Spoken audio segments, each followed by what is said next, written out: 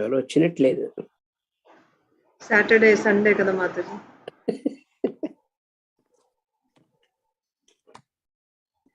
Sunday they need off, I think. Reminder, Bhejam. We didn't have before, but I asked them and they said, please do. So I said, okay, let's do. అన్నారు అందరూ. అన్నారు కావాలని అన్నారు. That's good.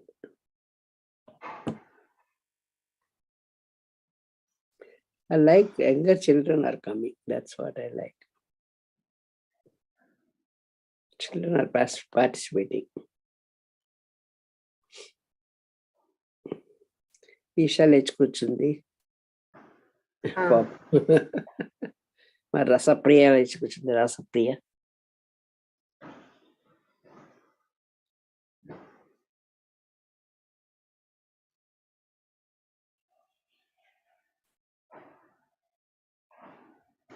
నిత్యం భాగవత సేవయ break ఉండకూడదు. నిత్యం భాగవత సేవయ should not be any break.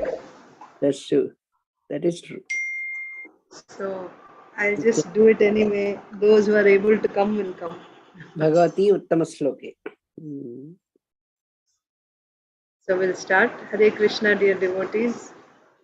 Let's chant one round of japa with Srila Prabhupada. Namo Vishnupadaya Krishna Preshtaya Bhutale Srimate Bhakti Vedanta Swaminiti Namine Namaste Saraswate Deve Gauravani Pracharine Nirvishesha Shunyavadi Paschatya Deshatarine Jai Sri Krishna Chaitanya Prabhu Nityananda Sri Advaita Gadadhar Srivasadi Gaur Bhaktavrinda.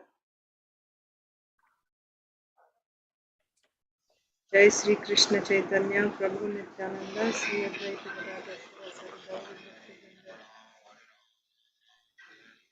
Hare Krishna Krishna Krishna Hare Hare Hare Ram Ram Ram Hare Hare.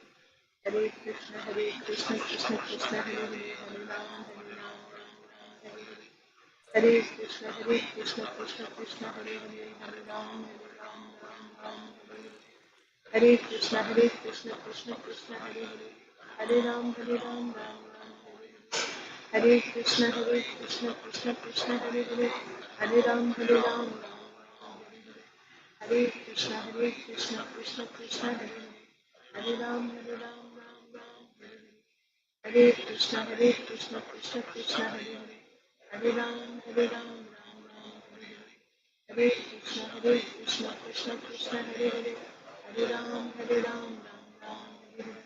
Hare Krishna Krishna Krishna Hare Hare Hare Ram Ram. Hare Krishna Krishna Krishna Hare Hare Hare Ram Ram. Hare Krishna Krishna Krishna Hare Hare Hare Ram Ram.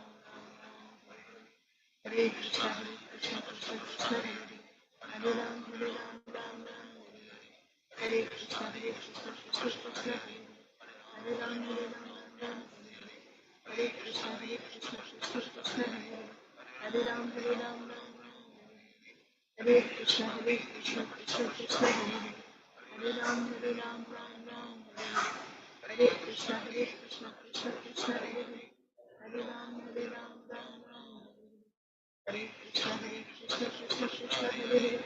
Hare Ram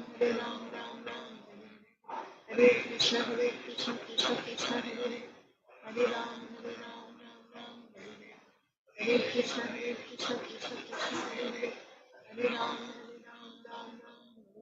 Hare Krishna Krishna Krishna Hare Hare Hare Ram Ram. Hare Krishna Krishna Krishna Hare Hare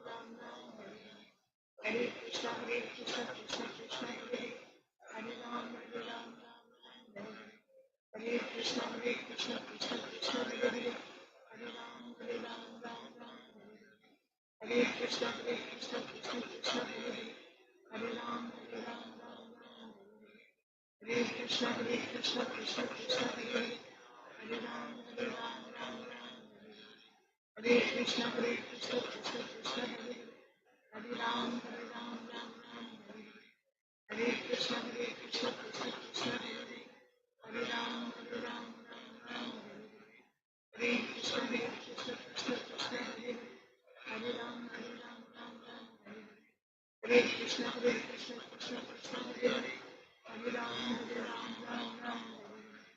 Hare Krishna, Krishna Krishna, Hare Hare, Hare Ram, Ram Ram, Hare Krishna, Krishna Krishna, Hare Hare, Hare Ram, Ram Ram, Hare Krishna, Krishna Krishna, Hare Hare, Hare Ram, Ram Ram, Hare Krishna, Krishna Krishna, Hare Hare, Hare Ram, Ram Ram, Hare Krishna, Krishna Krishna, Hare Hare, Hare Ram, Ram, Hare Krishna, Krishna Krishna, Hare Hare, Hare Krishna, Krishna Krishna, Hare Hare, Hare Ram, Ram, Hare Krishna, Krishna Krishna, Hare Hare, Hare Ram, Hare Krishna, Krishna Krishna, Hare Hare, Hare Ram, Hare Krishna, Krishna Krishna, Hare Hare, Hare Ram,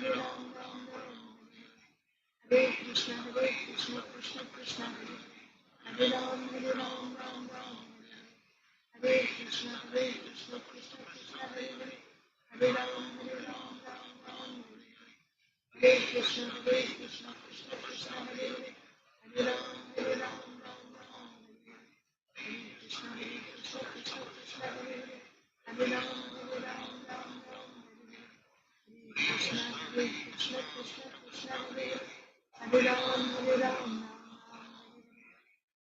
Krishna, Krishna Krishna, Hare Hare, Hare Ram, Hare Krishna, Krishna Krishna, Hare Hare,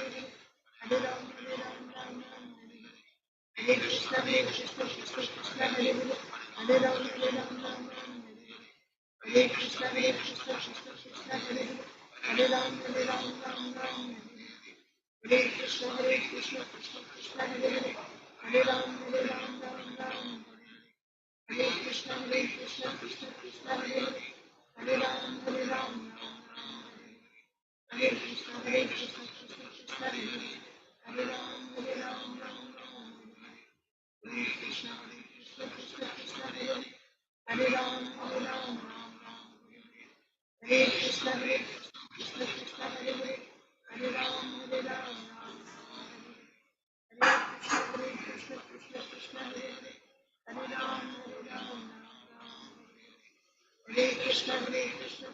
Krishna, Hare Hare, Hare Ram, Hare Krishna, Krishna Krishna, Hare Hare, Hare Ram, Hare Krishna, Krishna Krishna, Hare Hare, Hare Ram,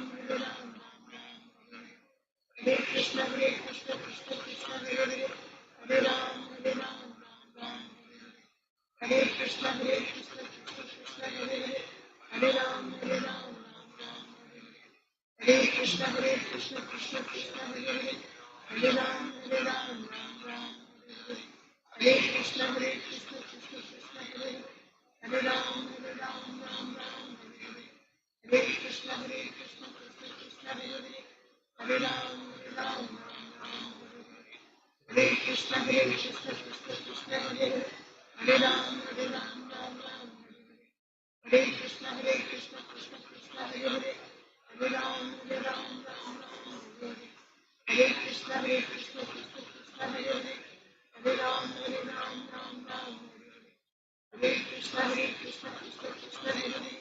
Hare Ram,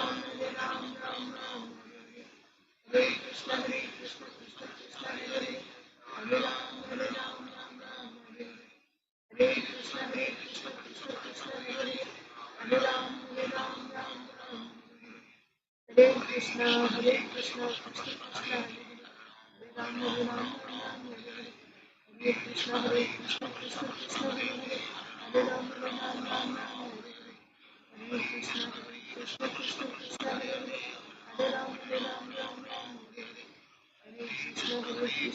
Krishna Krishna, Hare Ram,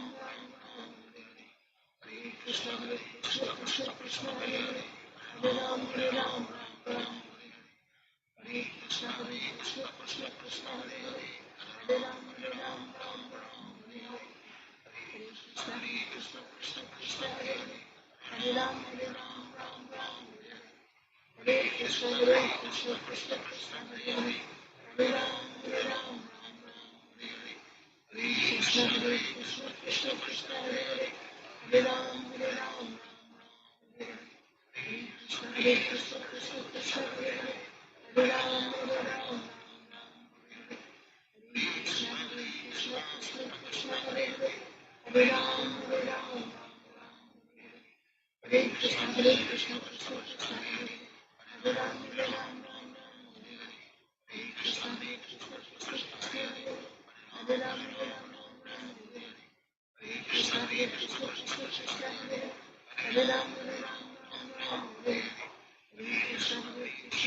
Krishna Hare Hare Ram Hare Ram Ram Ram Hare Hare Krishna Krishna Krishna Hare Hare Ram Ram Ram Hare Hare Krishna Krishna Krishna Krishna Hare Hare Ram Ram Ram Hare Krishna Krishna Krishna Krishna Hare Hare Ram Ram Ram Hare Krishna Krishna Krishna Krishna Hare Hare Ram Hare Krishna Krishna Krishna Hare Hare Ram Hare Krishna Krishna Krishna Krishna Hare Hare Ram Hare Krishna Krishna Krishna Krishna Hare Hare Ram Hare Krishna Krishna Krishna Krishna Hare Hare Ram Ram Ram Hare Hare Krishna Krishna Krishna Krishna Hare Hare Ram Ram Ram Hare Krishna Krishna Krishna Krishna Hare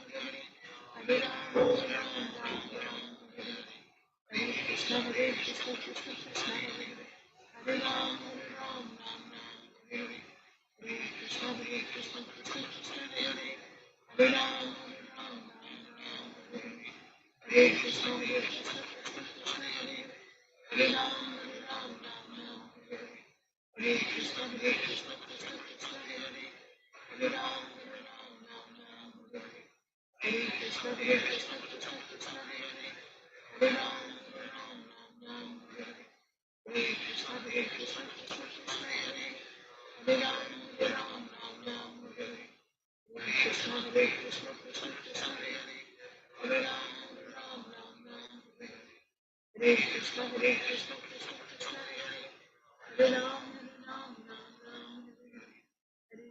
Krishna Krishna Krishna Hare Hare Ram Hare Krishna Krishna Krishna Krishna Hare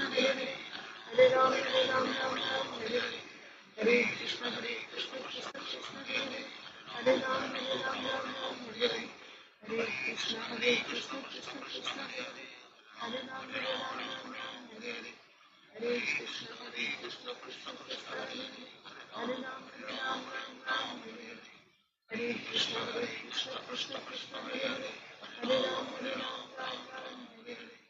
Hare Krishna Krishna Krishna Krishna Hare Hare Ram Hare Hare Krishna Krishna Krishna Krishna Hare Hare Ram Hare Krishna Krishna Krishna Krishna Hare Hare Ram Hare Krishna Krishna Krishna Hare Hare Ram Hare Krishna Krishna Krishna Krishna Hare Hare Ram Hare Krishna Krishna Krishna Hare Hare Ram Hare Krishna Krishna Krishna Hare Hare Ram Ram Hare Jai Shri Krishna Chaitanya Prabhu Nityananda Shri Advaita Gadadhar Srivasadi Gaur Bhaktivinoda Om Namo Bhagavate Vasudevaya Om Namo Bhagavate Vasudevaya Om Namo Bhagavate Vasudevaya Narayanam Namaskritya Naram Chaiva Narottamam Devim Saraswatim Vyasam Tato Jayam Mudirayet Nashtaprayeshva Bhadreshu Nityam Bhagavat Sevaya Bhagavatyuttama Shloke Bhaktir Bhavati Naishtiki Namo Vishnu Padaya Krishna Presthaya Bhutale Srimate Bhakti Vedanta Swaminithi Namine Namaste Saraswate Deve Gauravani Pracharine Nirvishesha Shunyavadi Paschatya Deshatarine Jai Sri Krishna Chaitanya Prabhu Nityananda Sri Advaita Gadadhara Srivasadi Gaura Bhakta Vrinda Hare Krishna Krishna Krishna Hare Hare Hare Rama Rama Rama Hare Hare ग्रंथराज Shrimad Bhagavatam की जय Srimad Bhagavad Gita as it is की जय श्रील प्रभुपाद की जय समवेत गौर भक्त वृंद की जय Hare Krishna, dear devotees. Welcome to today's Srimad Bhagavatam for all session. We will recite Bhagavad Gita, chapter 10, text 34. Does anyone need to go first? So we'll just go in order then. So Isha will begin.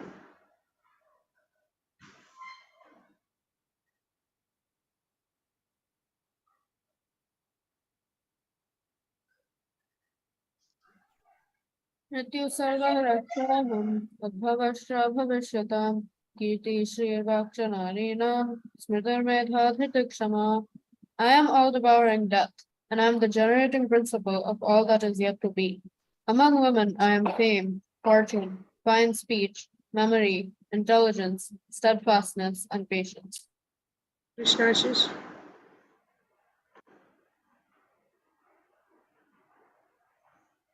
मृत्यु सर्वहरश्चाहम् उद्भवश्च भविष्यताम् कीर्ति श्रीर्वाक्चनारीणां स्मृतिर्मेधाधृतिक्षमा. I am all devouring death, and I am the generating principle of all that is yet to be. Among women, I am fame, fortune, fine speech, memory, intelligence, steadfastness, and patience. Madhava. मृत्यु सर्वहरश्चाहम् उद्भवश्चाभविष्यताम् कीर्तिः श्रीर्वाक्चनारीणां स्मृतिर्मेधा धृतिक्षमा. I am all devouring death, and I am the generating principle of all that is yet to be. Among women I am fame, fortune, fine speech, memory, intelligence, steadfastness, and patience. Rasapriya. मृत्यु सर्वहरश्चाहम् उद्भवश्च भविष्यताम् कीर्तिः श्रीर्वाक्चनारीणां स्मृतिर्मेधा धृतिक्षमा. I am all devouring death, and I am the generating principle of all that is yet to be. Among women I am fame, fortune, fine speech, memory, intelligence, steadfastness, and patience. Sonia Mataji. Hare Krishna Mataji, please accept my humble obeisances. All glories to Srila Prabhupada. Please accept my humble obeisances, Mataji. All glories to Srila Prabhupada. Mrityuh sarvaharashchaham udbhavascha bhavishyataam kirtibhi srirvakyanārinām smritirmedha dhrutikshama. I am all devouring death, and I am the generating principle of all that is yet to be. Among women, I am fame, fortune, fine speech, memory, intelligence, steadfastness, and patience. Hare Krishna. Hare Krishna Mataji. Neelambari Radha Mataji.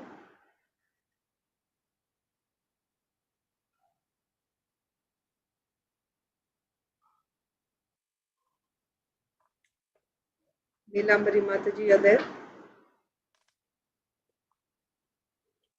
So we'll come back to Mataji. Priyanka Haripriya Mataji. Hare Krishna Mataji, can I read a little later? Yes, yes. Hare Krishna. Priyanka Haripriya Mataji. Hare Krishna Mataji. Please accept my humble obeisances. Jai Shri Krishna. Please accept my humble obeisances, Mataji. Hare Krishna. Jai Shri मृत्युः सर्वहरश्चाहम् उद्भवश्च भविष्यताम् कीर्तिः श्रीवाक्चनारीणां स्मृतिर्मेधा धृतिः क्षमा. I am all devouring death, and I am the generating principle of all that is yet to be. Among women, I am fame, fortune, fine speech, memory, intelligence, steadfastness, and patience. Thank you. Thank you, Mataji. Vindhyavali Mataji.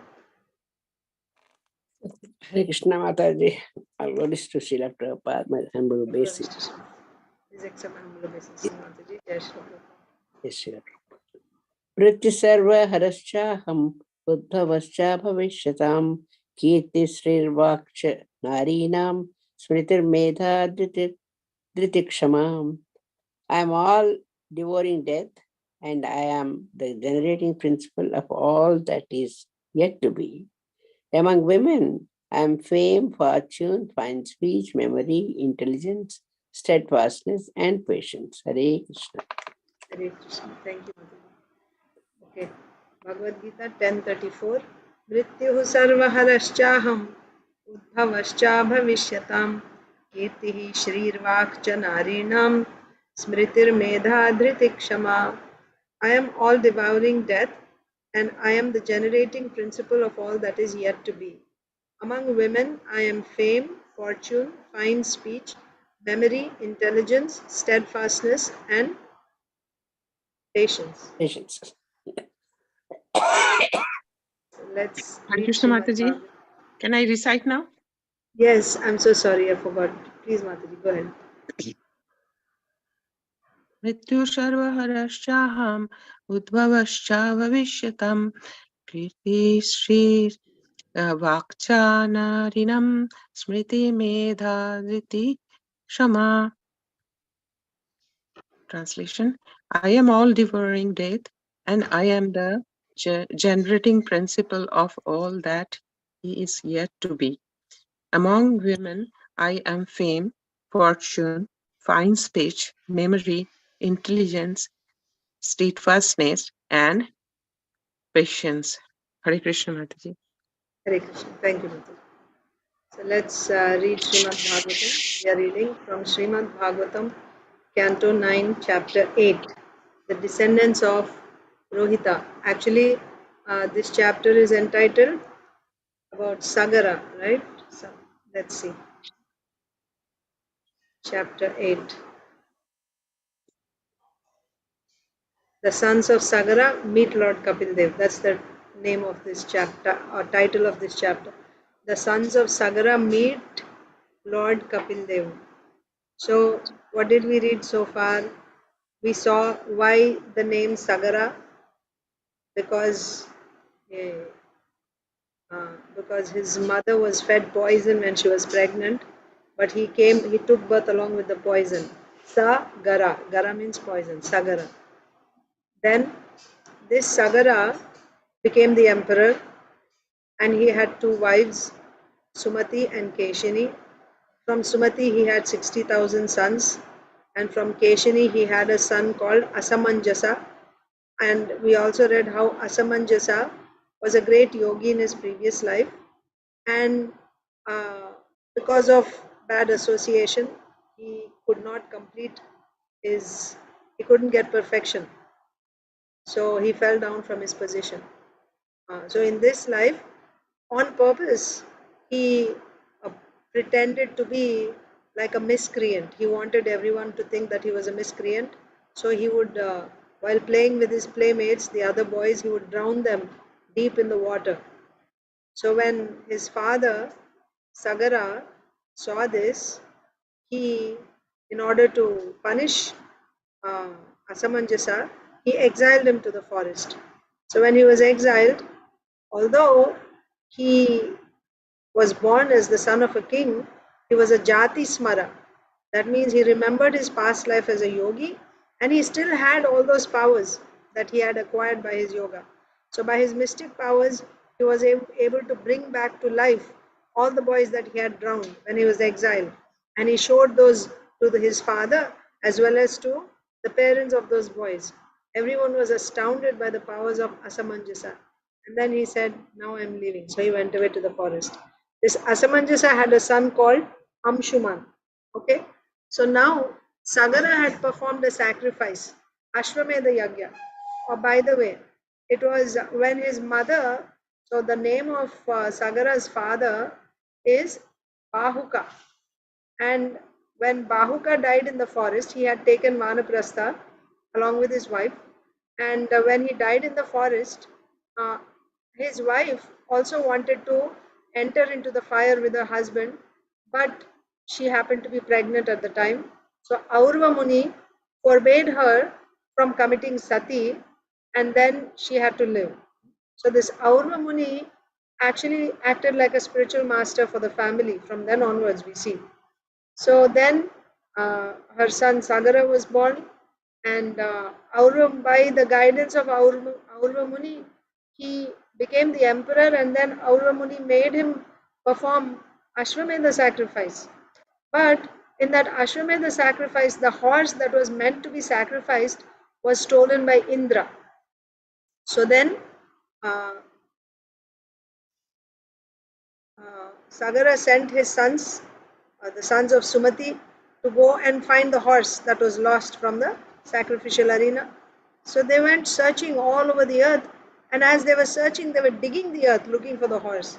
They created such deep trenches on the earth that in future these trenches got filled with water, and they came to be known as Sagara, right? The trenches dug by Sagara's sons turned into Sagara, or the ocean, like that. Eventually they came to Kapila Muni's ashram. There they found the horse. How did they find the horse there? It was Indra who informed. And Indra, by the influence of Indra, these 60,000 sons, they uh, actually thought that it was Kapila Muni who stole the horse. So immediately all 60,000 of them attacked Kapila Muni with their raised weapons. Kapil Muni just opened his eyes to see the commotion, and instantly all 60,000 of them were burned to ashes. There were 60,000 piles of ashes instantly. The reason for their getting burnt to ashes is not by Kapil Muni's anger or anything, but the reason is their own offense to a great personality. And what type of offense? They were attacking a great person who happened to be the Supreme Lord, by the way, and also a great sage. They attacked with weapons with the intention of killing him. So, because of this offense, the fire in their body increased and they were burnt to ashes.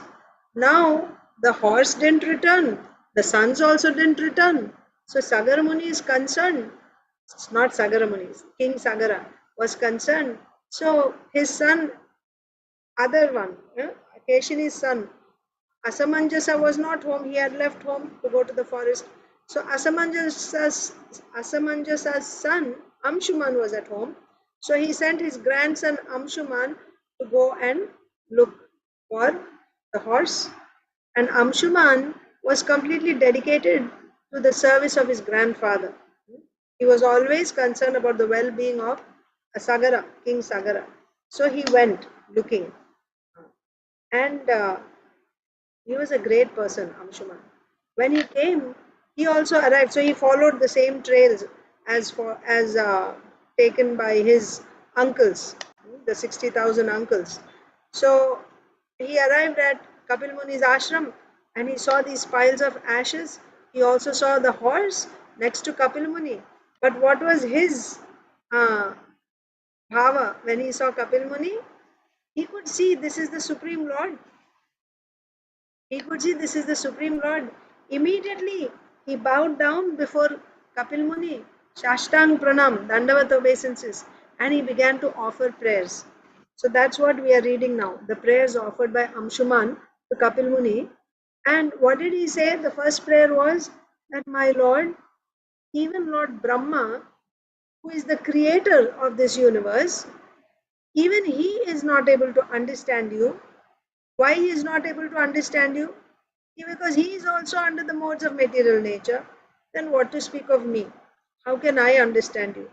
So his antarardham, right? His purpose of saying this is that my uncles, they were controlled by the modes of material nature. That's why they were not able to recognize you and they attacked you. If Lord Brahma himself can be bewildered by you, then what to speak of us, my Lord?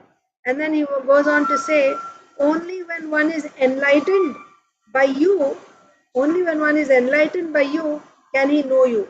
Otherwise, it is not possible to know you for anyone. And there, Srila Prabhupada quoted the verse from Brahmastuti, Athapite Deva, Athapite Deva, Padambujadrayam Padambujadraya, Prasadaleshanubhita eva hi, Janati Tattvam Bhagavan Mahimno, Na Chanyameko Chiranvichinvan. So this is Let the me write. verse. Which, where from is that sloka, Mataji? 10th canto, chapter 14. I'll just share it with you. Let me see. 10th canto Bhagavatam. No, I don't have here. Brahmastuti.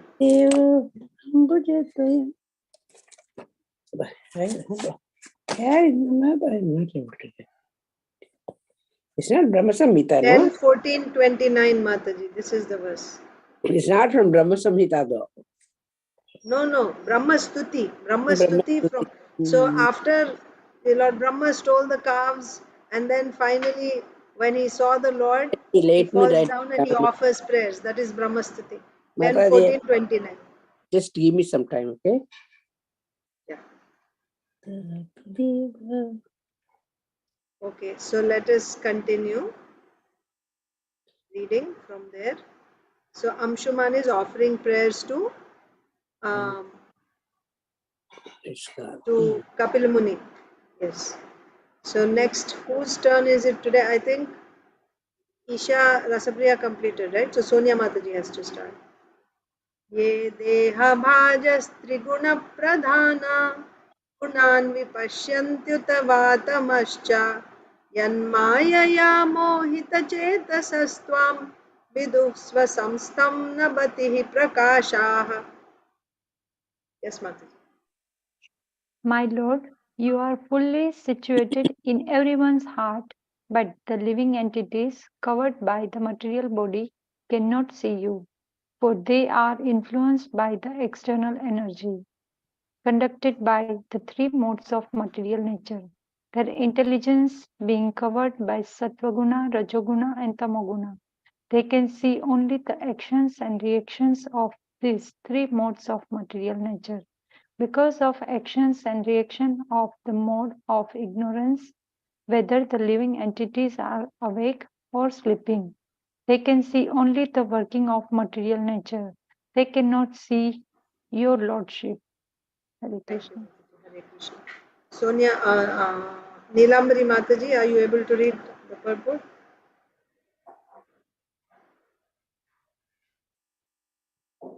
Sure, Mataji.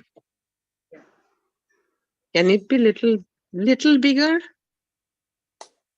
Then you won't be able. It will go outside the page. It's already Okay, covering. Mataji. I can see it properly. Uh, unless one is situated in the transcendental loving service of the Lord, one is unable to understand the Supreme Personality of Godhead. The Lord is situated in everyone's heart. However, because the conditioned souls are influenced by by material nature, they can see only the actions and reactions of material nature, but not the Supreme Personality of Godhead. One, therefore, must purify himself internally and externally. Apavitraha, apavitra, pavitra va, sharva vastam, gatopi va, yasharet pundari kaksham, sa vajya abhantara shuchi.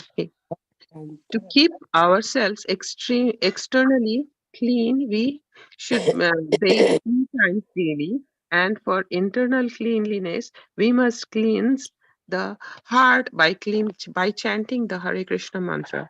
The members of the Krishna consciousness movement must always follow these principles. Mm, Bahyabhyantara. Okay, Bhaya Bantara Shuchi. Then it then it will be then it will one day be possible to see the Supreme Personality of Godhead face to face. Hare Krishna Mataji. Hare Krishna Mataji. Srila Prabhupada gives us such practical tips, really practical things, and he's like, you do this and you'll get. Srila Prabhupada is saying, if the members of the Krishna consciousness movement follow this principle of Bahya Abhyantara Suchi, externally and internally maintaining cleanliness. To maintain cleanliness outside, you take bath 3 times a day. And to maintain cleanliness inside, you chant Hare Krishna. And just now, before the class started, I was cooking and listening to Srila Prabhupada's class, and there Srila Prabhupada said, you have to do only 2 things. It's very simple. Anyone can follow. With your tongue, you don't eat anything which is not offered to Krishna. Eat only Krishna Prasad. Don't eat anything which is not offered to Krishna. Don't eat anything other than that. And with your tongue, you always chant Hare Krishna. Not that you chant 16 rounds and done. No. Always. Your tongue should always be vibrating the Hare Krishna Maha Mantra. And when you eat, you should only eat Krishna Prasad. You do only these two things, your life will become perfect. You will go back to God. And just now we are seeing Srila Prabhupada is saying. So he gives us actually, sometimes not everyone can do everything, right? Some people can do certain things and other people can do other things. Just like Shrutakirti Prabhu, to Shrutakirti Prabhu, Srila Prabhupada said on different occasions. Once, because Shrutakirti Prabhu says this in his memories, he says that he was not reading Prabhupada's books. He was not reading. He was the personal servant of Prabhupada. He was traveling with Prabhupada all the time. He was busy in his service, but he was not reading the books. Listening to him. In classes he would be listening, but he was not reading. So Srila Prabhupada on different occasions, one occasion Srila Prabhupada said, you simply read, are you reading my books? Like that. And then you simply read this one Bhagavad Gita. You don't have to read anything else. Just read this one Bhagavad Gita. Your life will become perfect. And on another occasion, Srila Prabhupada said, you simply read. He was himself reading. You know, right? Srila Prabhupada used to read his own books. His own books means he wrote the books, but he saw them as, it is Shastra. So he would read Nectar of Devotion once he was reading. And Shrutakirti Prabhu happened to come in, bringing something. And Srila Prabhupada said, you just read this one Nectar of Devotion. Once life becomes perfect. If you simply read this one book, you don't have to read anything else. And another time Srila Prabhupada was reading Krishna book. He was relishing it as he was reading. So he tells Shrutakirti Prabhu, this Krishna book is so nice. If anyone reads this Krishna book, he goes back to Godhead. His life is perfect. And then Srila Prabhupada said, even one chapter of this Krishna book, if one reads, it's full of nectar. One chapter, then his life becomes perfect. And then Srila Prabhupada said, even one line, one sentence, one line, if he reads, his life becomes perfect. So Shrutakirti Prabhu is saying his realization. He's saying, so Srila Prabhupada was trying to encourage me. Whatever I am able to do, at least read one line. One line. Right? He's giving like so much concession. You do. And so to different devotees, he would give appropriate, relevant instructions just to inspire them to take one more step closer to Krishna. So, reading the books of, So I was saying how here Srila Prabhupada is saying that if you simply, for all the members, so they're all absolute. Prabhupada's instructions, because he's a pure devotee, right? In this world, in the material world means the conditioned souls, our direct perception means what we perceive with our senses, which includes the mind or intelligence, right? Whatever we perceive, like generally people say, can you show me, right? You believe only when seeing is believing, right? But actually, our senses are imperfect. They are defective. So therefore, the knowledge that we acquire by direct perception is not always accurate. It's not always accurate. Just like, let's say it's dark outside, right? It's evening, dusk, and at a distance you see a pole. You think it's a pole, it may be a tall person standing there. But with your eyes you saw something. So this is just an example to tell that our direct perception is not always accurate. You cannot rely on your direct perception all the time. Why? Because our senses, we are getting knowledge through our senses, and the senses themselves are defective. There are 4 defects in our senses: Brahma, Karana Patava, Pramada, Vipralipsa. Vipralipsa is, so in the senses means that cheating tendency, right? So it comes in the intelligence or mind. But the gross senses have Brahma, Pramada, Karana, Patava, right? Brahma means to be illusioned, that you take something for something else. Generally, this example in the kitchen, sometimes you see baking soda and you mistake it to be salt and you put it in the sabji. Illusion, taking one thing to be something else.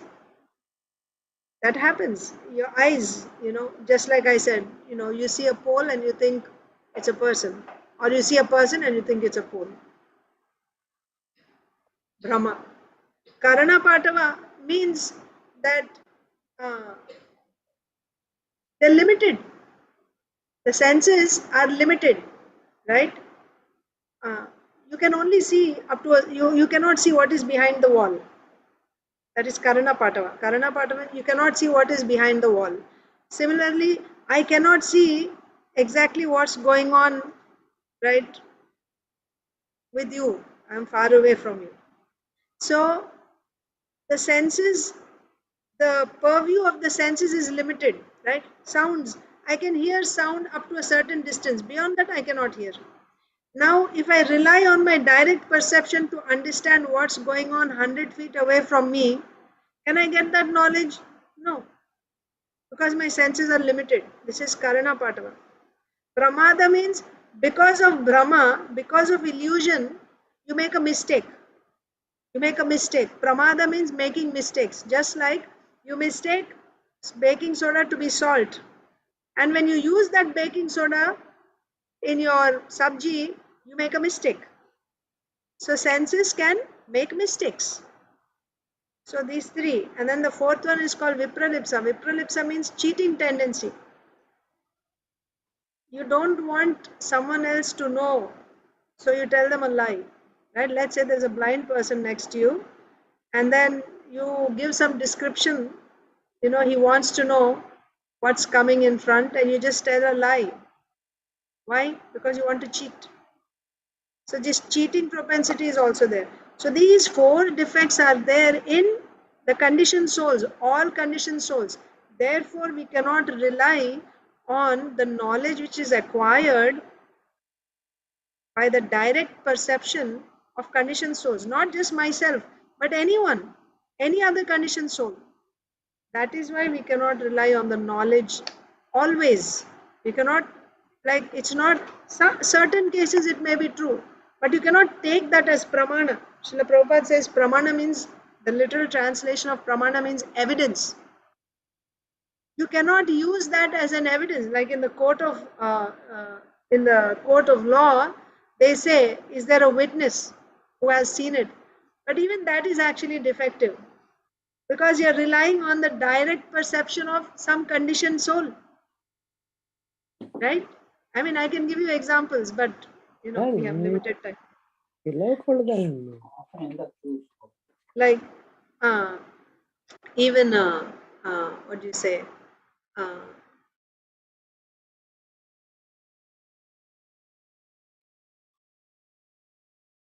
Yeah, one thing is, all of you must have heard this also.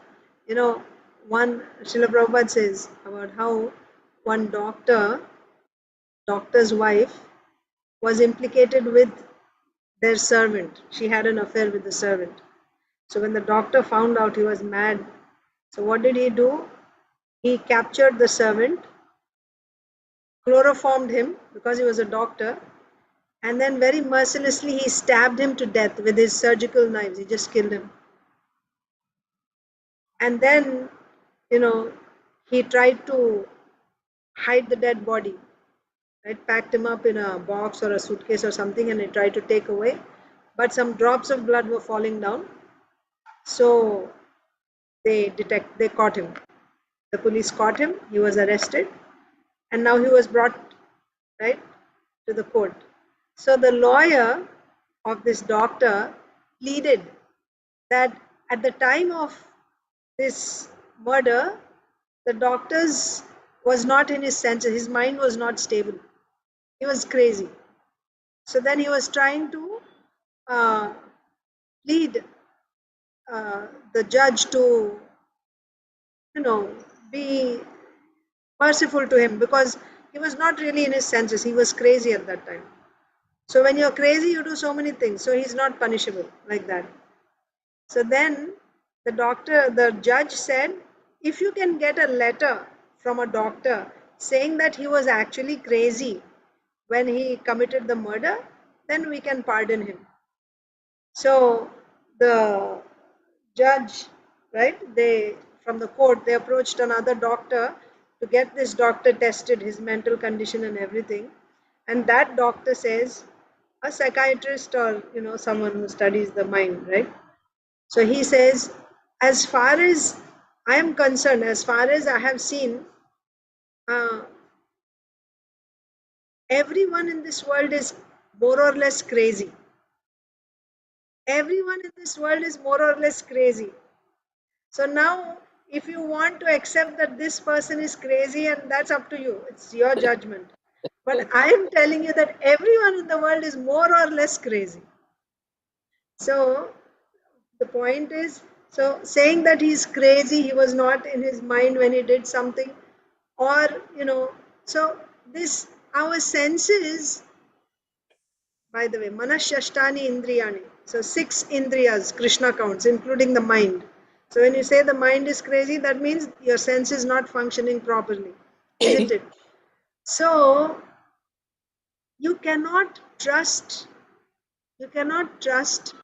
the statements or the information, the knowledge which is imparted based on the direct perception of a person, because it is defective. But in one case, the direct perception is acceptable. It is acceptable as evidence. Whose direct perception is acceptable? Vaidusha Pratyaksham it is called. Pratyaksham means direct perception. Vaidusha Pratyaksham means Vidushi, right? Huh, Mataji? Sonia Mataji? For liberated soul. Exactly. Someone who is not conditioned, someone who has transcended the material world, a liberated soul. A liberated soul, yes, Mataji, thank you. A liberated soul's pratyaksham means his direct perception. It is as good as Shastra. You can accept it. Why? Because there are no defects. There are no defects in his pratyaksham.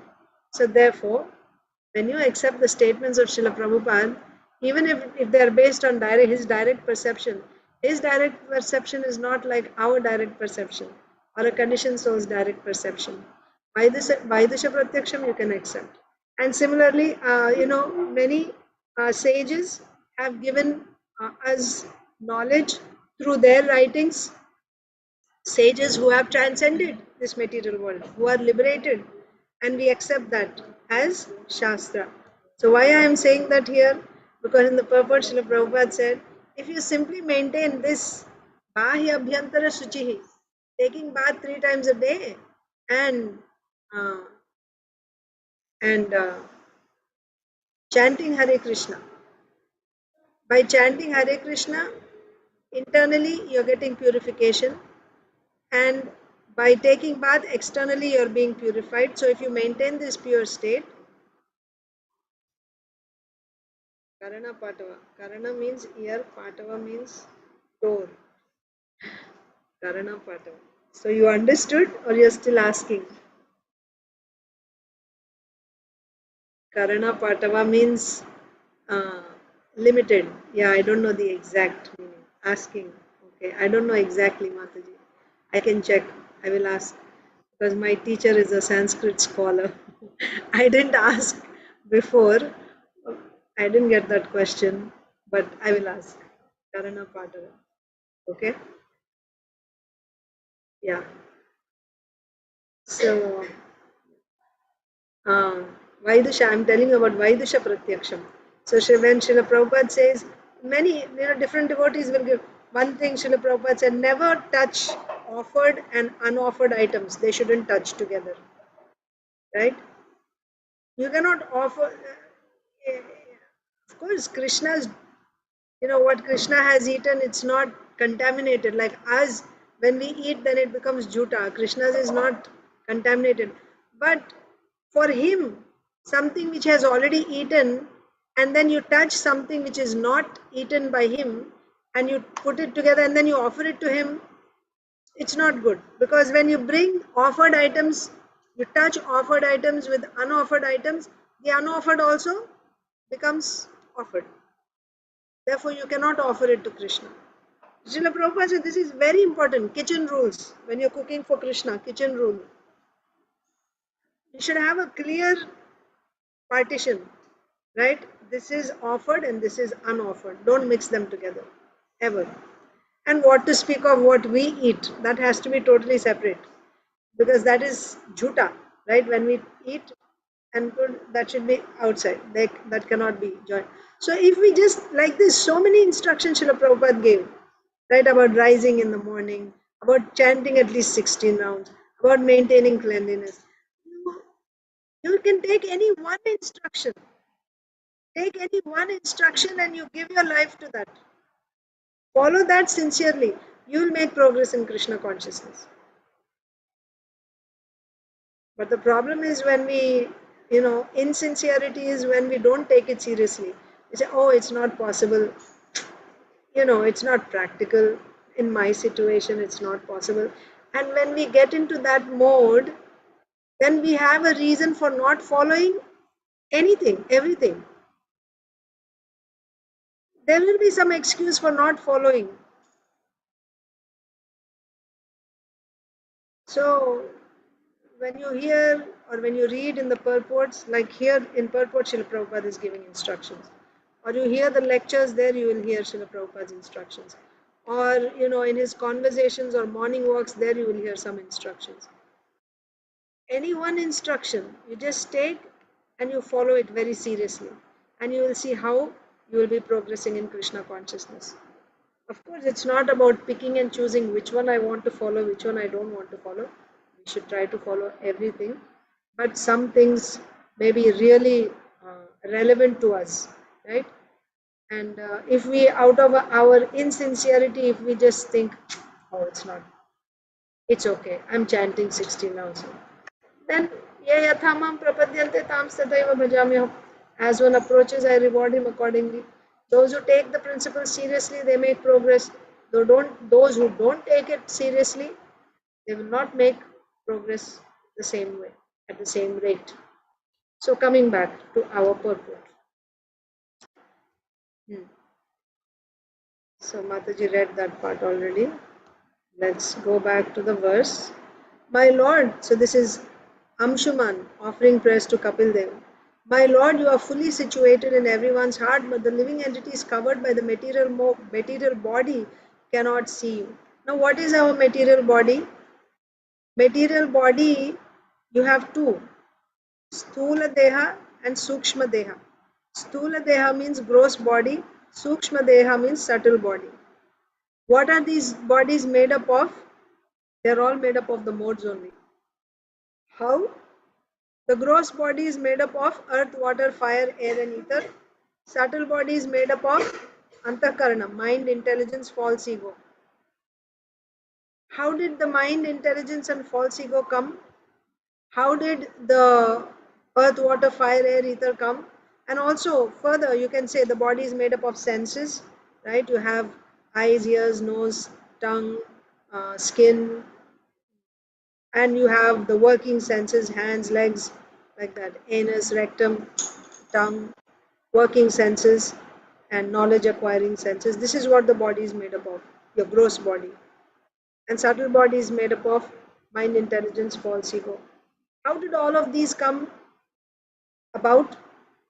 So if you look at creation, first of all, when the Lord Karanarnavashai Vishnu glances on Prakriti, it's like he's impregnating Prakriti. Impregnating with what? Impregnating with all the living entities who are in him, the conditioned souls. And then she's agitated. Just by that glance, she's agitated. and she becomes pregnant with all the conditioned souls, of course.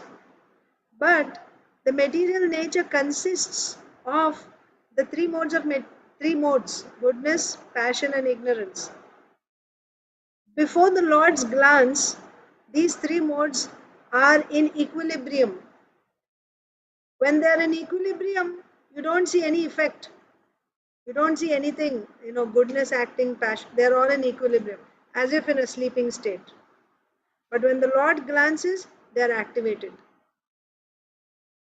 The three modes are activated. That's the first thing. The three modes are activated. Then, because the modes are activated under the influence of the three modes and also by Kala, time, by the influence of Kala, that's when the Lord glances, that's when Kala also appears, time also appears, the modes are activated, the living entities are, injected into Prakriti. Now Prakriti starts producing, just like a pregnant lady gives birth to a baby. Like that, Prakriti, after she is impregnated, she is called Pradhana. Pradhana. And the baby that is born is called Mahat, or you call Mahat Tattva. What is this Mahat? This Mahat is the one, so everything else is coming from this Mahat. It's like the baby. That means you can say the whole material cosmic manifestation in the seed form is that Mahat. Okay? Mahat Tattva. Now, from this Mahat Tattva, what comes? False ego. First thing, false ego is produced. And false ego is again in the three modes. There's false ego in goodness, false ego in passion, false ego in ignorance. From false ego in goodness, the mind is created. And the demigods. Demigods means the controlling deities of the senses. There are controlling deities of the senses. In the second canto, you'll be reading this, right? Like Surya is the controlling deity for the eyes, right? Like that. There are different controlling deities. So the demigods or the controlling deities and mind are created from false ego in goodness. False ego in passion produces intelligence and the senses. Senses are of two types: working senses, knowledge acquiring senses. They are produced by false ego in passion. And false ego in ignorance produces the five gross elements called Pancha Mahabhuta, and also the five sense objects called Pancha Tanmatra. Matra Sparsha Astu Kaunteya Shitoshna Sukha Dukkada. That matra means Tanmatra. Form, taste, touch, smell, sound. These are Pancha Tanmatra or five sense objects. These Tanmatras are received by the senses. What are the senses? Eyes, nose, tongue, ears and skin. So now, what is the body made up of? The body is made up of five senses, 10 senses, five gross elements, and whatever you see in this whole cosmic manifestation, everything that the senses are receiving is Tanmatra, sense objects. And then the subtle body is made up of mind, intelligence. Where are all these coming from? False ego in the modes of goodness, passion and ignorance. That means this gross body, subtle body is made up of what? The three modes. That's what I was trying to explain. So, whatever we perceive with this body, that means whether subtle body or gross body, whatever we perceive, all that is also made up of the three modes of material nature only. Because this whole cosmic manifestation, whatever you find in this world, can be categorized under these five Panchatanmatras. Okay? Anything that you see in this world things can be categorized under these 5 pancha tanmatras and the 5 gross elements: earth, water, fire, air, ether. They are also coming from the modes, false ego and ignorance. And my body, consisting of gross and subtle bodies, is also made of these elements, the senses. So the knowledge that I'm getting in this world, everything is created by the modes. And my instruments with which I'm acquiring knowledge, my mind, my intelligence, my eyes, my ears, the knowledge which I'm getting, that is also under the modes. So therefore, it is not possible for someone who is under the control of these modes to perceive that which is transcendental to this material creation. The Supreme Lord is of course transcendental. Here Amshuman is seeing Kapil Dev. Kapil Dev is transcendental. He is the Supreme Lord. He is not within the 3 modes. How can one with these 3 modes, who is under the control of these 3 modes, how can he perceive the Supreme Lord?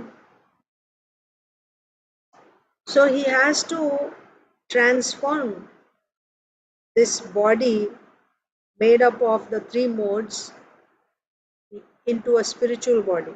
That means he has to come out of the influence of Maya or the 3 modes. How can one come out of the influence of the 3 modes? Mameva ye prapadyante mayametam tarantite.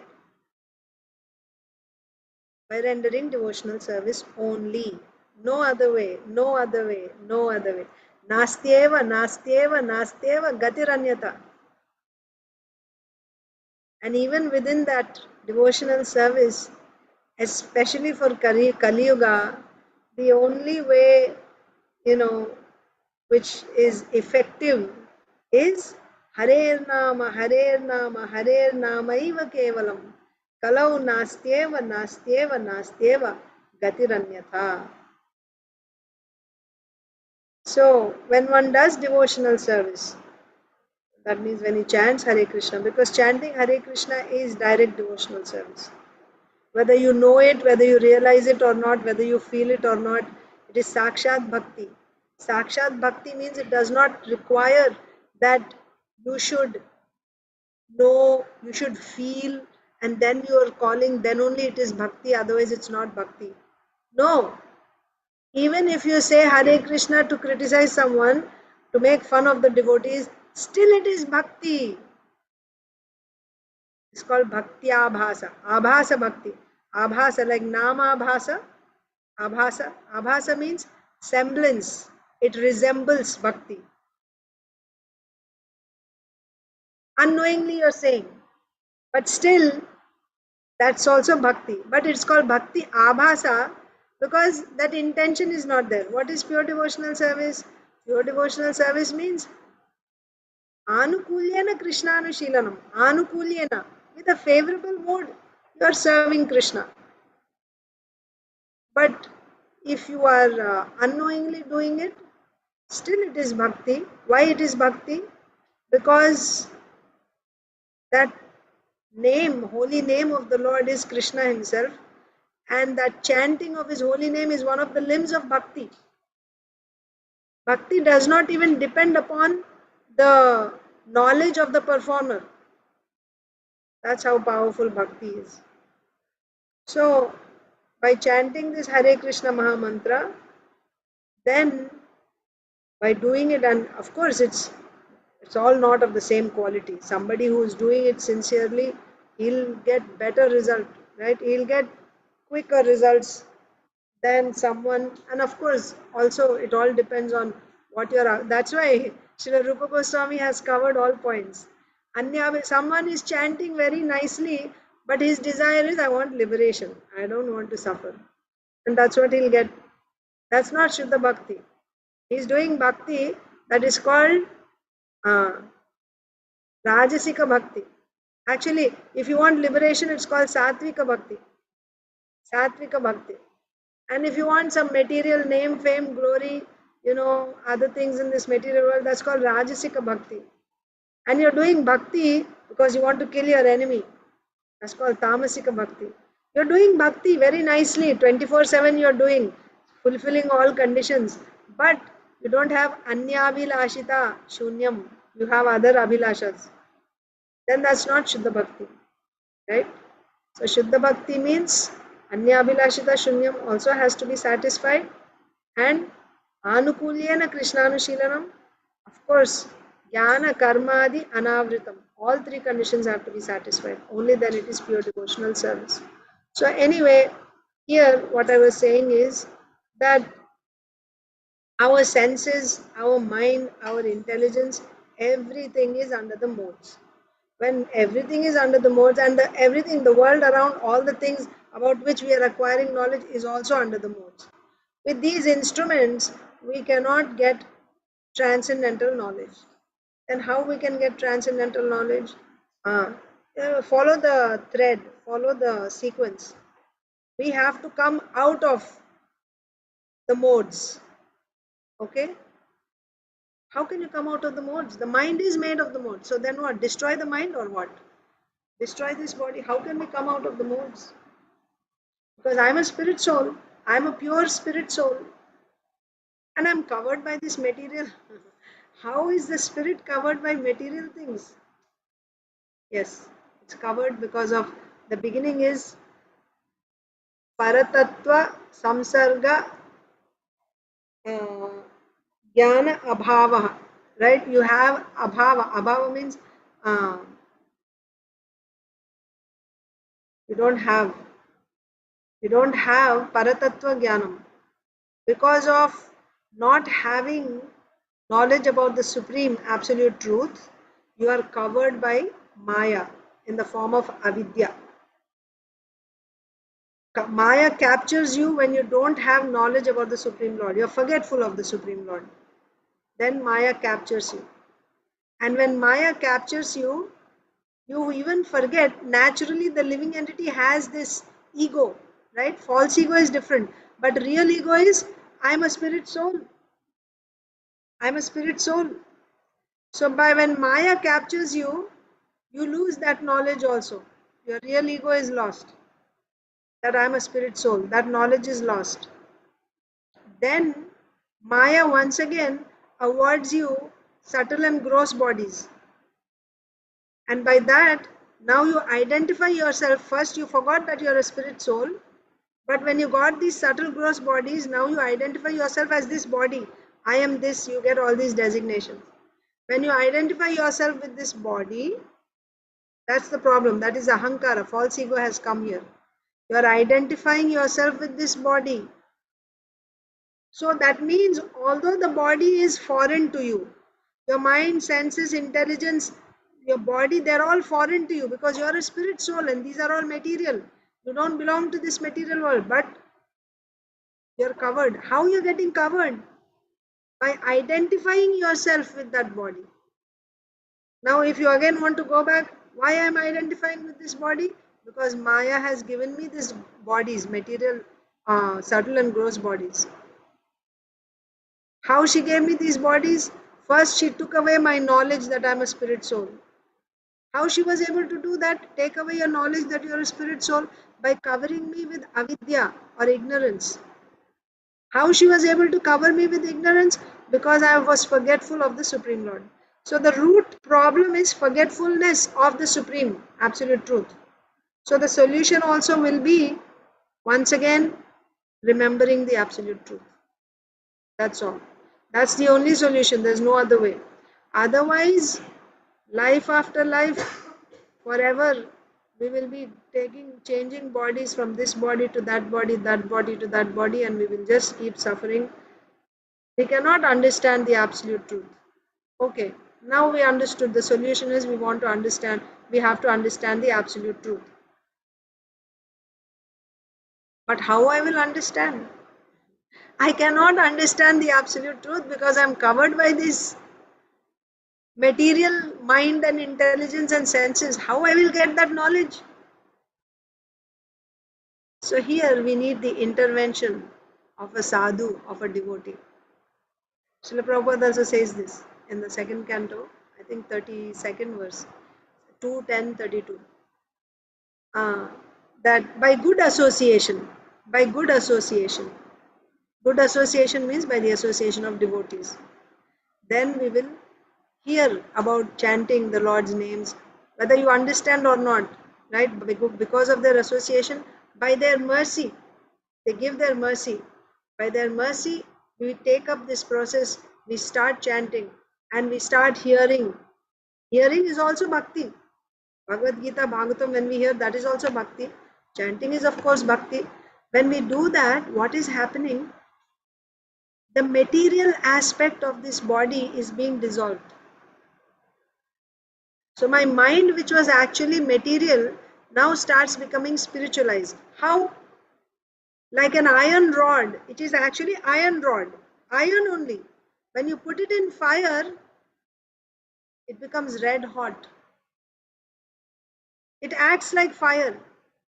But can you say that it's not iron anymore?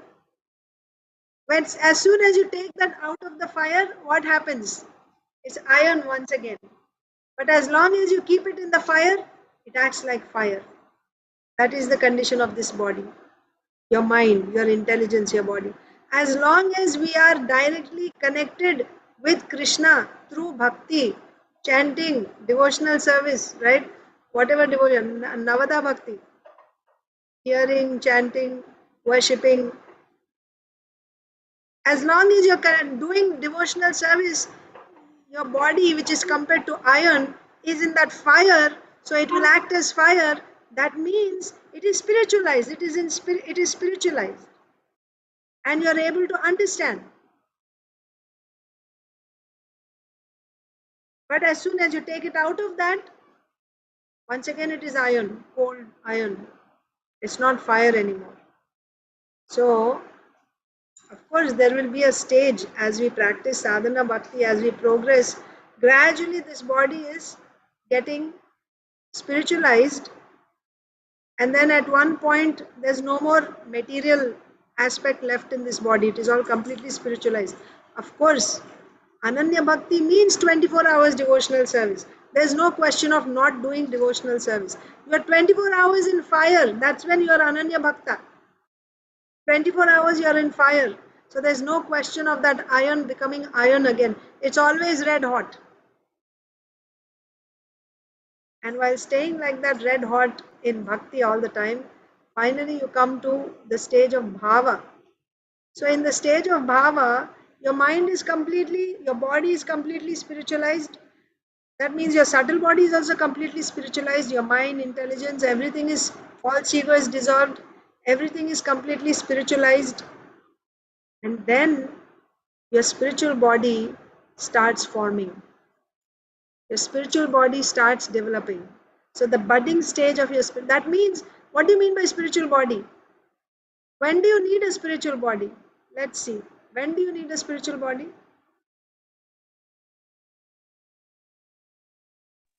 To do Ananya Bhakti, to be Can you eternal tell? associate, to be eternal associate with Krishna, to be Associate means, can you say in more words? to serve Krishna pure in a pure devotional service all the time. Okay, I'll take Sonia Mataji also. She's raising her hand. Yes, Mataji. Mataji, you ask what is spiritual body, right? I said, when do you need a spiritual body? What is the purpose of a spiritual body? Parshada, I'm talking about spiritual body means Parshada Deha. Like Mataji said, as an associate and you're rendering pure devotional service. When will you need a body, a spiritual body? You're already doing To bhakti. Why would you need another body? Or what does that body signify? Can I say, Mataji? 1 second, Mataji. Sonia Mataji, you want to say? Mataji, I only know that like when we go back to Goloka, there the spiritual body would be the internal potency. Like we are still marginal potency, but our body will be out of internal energy of Lord. Correct. To serve Okay. the Krishna. That's what To I serve was Krishna. about to say. Yes, Yeah, thank you. same. All three of you said the same Mhm. thing, but the word that I'm looking for, I'm not getting. Oh, okay. Relationship. Relationship. There's a relationship with Krishna. That's when you need a body. The relationship we have now also, Mataji. Different type of relationship, of course, but we have now also, no? What relationship do you have now? Dasya, Dasya Ras, we have. We are serving Krishna. I know it's not pure, but we still have, don't we? As much as we are serving, we are having that much reciprocation also from Krishna. Isn't it so? Yeah, there will be, but as you go higher, it's different when Krishna reciprocates directly. What you experience now, it's called Krishna Bhavana. Hmm. Krishna is reciprocating, but in the form of Bhavana. You understand? He reciprocates in your heart in the form of Bhavana. Bhavana means, I don't want to use the word feeling, because again, that's but Krishna Bhavana is consciousness, like Srila Prabhupada translates. So, he inspires the devotee in the lower stages of bhakti. He inspires the devotee through consciousness. He enters the heart in the form of bhavana, Krishna bhavana, consciousness. And that is what inspires us to keep doing more and more. But when you come to bhava, right, higher stages of bhakti, personally he will be reciprocating with you. Uh, like you will be actually experiencing him, not in the form of bhavana, but in the form of a person, you will be experiencing him. That's the philosophy. So, Okay. and that begins, actually it begins in asakti stage itself. You get some, because this 7th chapter, first verse, Maya sakta manah partha yogam yunjanmadashayah asamshayam samagram mam yatha gyasasi tachrinu. This is translated, the commentary of Srila Vishwanath Chakravarti Thakur on this verse is, Maya asakta, Maya asakta manah partha. Maya Sakta Manaha is talking about the devotee who is in the Asakti stage. Very interesting. Huh? In Bhagavad Gita, Krishna is talking about pure devotional service. Ananya Bhakti, Bhava stage, Asakti stage is talking about that. So, below Asakti stage, this is also pure devotional service. Below Asakti stage, what happens is we will have Aishwarya Jnanam. Aishwarya Jnanam means what we are reading about the greatness of Krishna, how he is the taste of water, he is the light of the sun, and all that. Aishwarya Jnana. And it is very important for us to have Aishwarya Jnana. And one in Asakti stage will also have Aishwarya Jnana. What happens as you progress higher and higher is your Aishwarya Jnana comes down and your Madhurya Jnana increases. Madhurya Jnana means the sweet qualities of Krishna, right? The sweet pastimes of Krishna with his devotees, the names of Krishna, and especially the qualities, pastimes of Krishna, the form of Krishna, how he's dealing with his devotees. This is Madhurya. And Madhurya Jnana means this starts after Ruchi stage. After Ruchi, one gets a taste in bhakti, and at that stage he has to shift from Vaidhi sadhana to Raganuga bhakti. Raganuga bhakti means now he will get attracted to any one particular Vrajvasi, right? Like eternal associate of Krishna, like maybe Yashoda Mai or like that. That means already that relationship, he's getting an attraction for a particular relationship. If you are attracted to Yashoda Mai means, what's your relationship? Vatsalya Bhava. Now you'll follow in the footsteps of Yashoda Mai. So as you progress beyond Ruchi stage, this Aishwarya Jnana, which is so important in the initial stages, it will start coming down. Coming down means it will be overtaken by the Madhurya Jnana, because the Madhurya knowledge is so sweet. Krishna's qualities, they are so attractive, so sweet, that this Aishwarya becomes covered by that. It becomes obscured by the Madhurya Jnana. It is only Jnana still. You're getting that knowledge by hearing and you're following.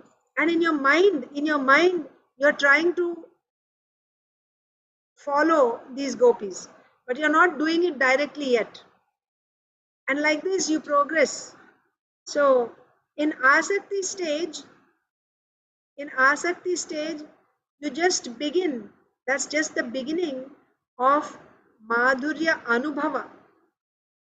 Jnana you are already receiving, but actually experiencing the qualities of Krishna, experiencing the sweetness of Krishna, the personality of Krishna, right?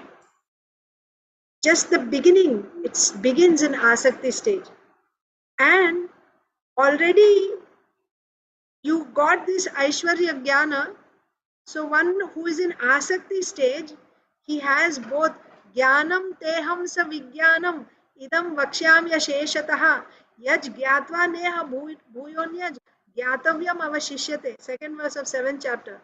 There it is said, Jnanam teham sa Vijnanam. Jnanam means Aishwarya Jnana, Vijnana means Anubhavam, experiencing. So a person who is in Asakti, he will have Aishwarya Jnana also of the lower stages, but he is coming to the stage of giving it up now, but it is still there. He will have Aishwarya Jnana, he will also have Anubhava.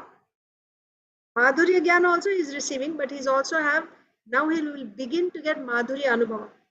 And as he progresses further to Bhava and Prema stages, this Anubhava, Madhurya Anubhava, experiencing Krishna, becomes more and more condensed. So actually, in Madhurya Kadambini, Srila Vishwanath Chakravarti Thakur says that in Bhava stage, your relationship is established with Krishna. Your relationship is established and your spiritual body starts forming.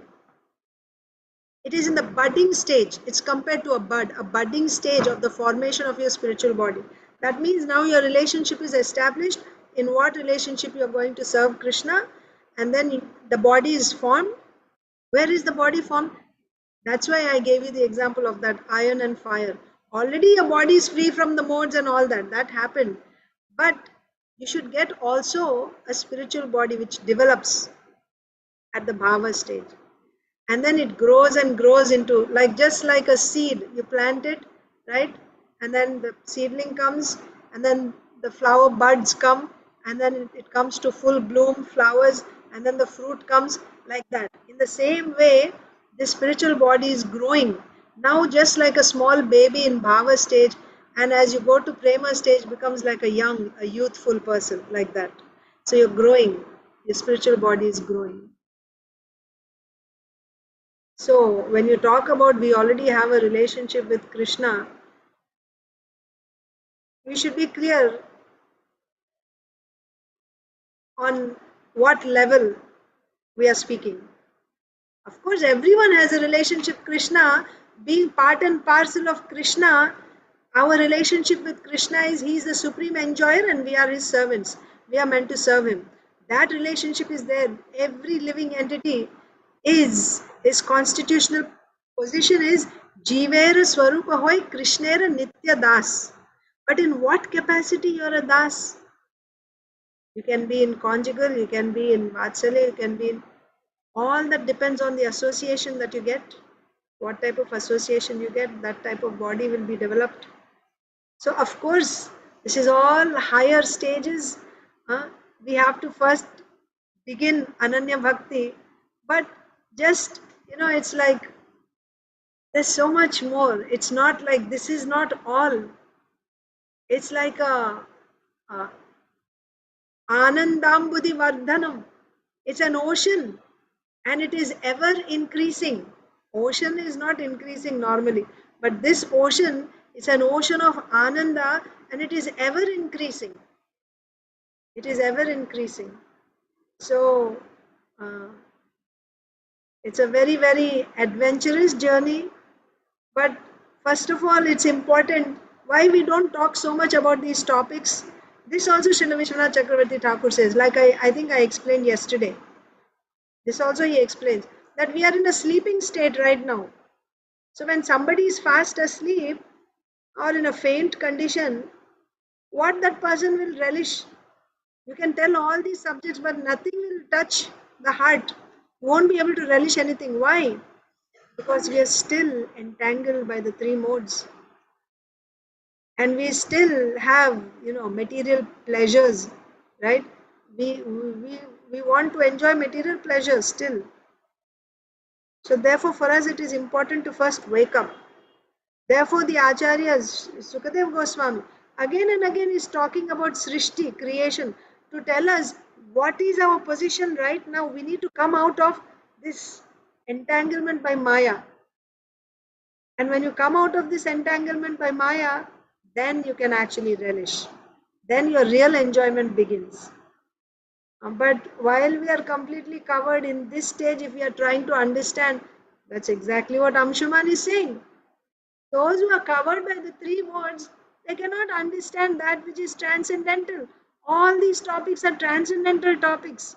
Even what I am explaining to you is just theory for me. It's just theory.